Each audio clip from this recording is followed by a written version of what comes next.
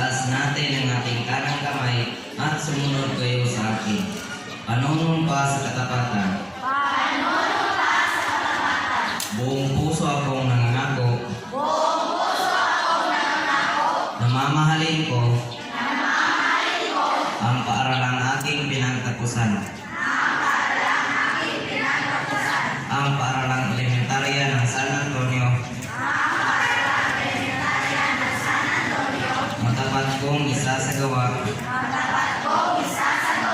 ang mga dakilang mithiin ito. At sisikapin ko na mamuhay ng marangal upang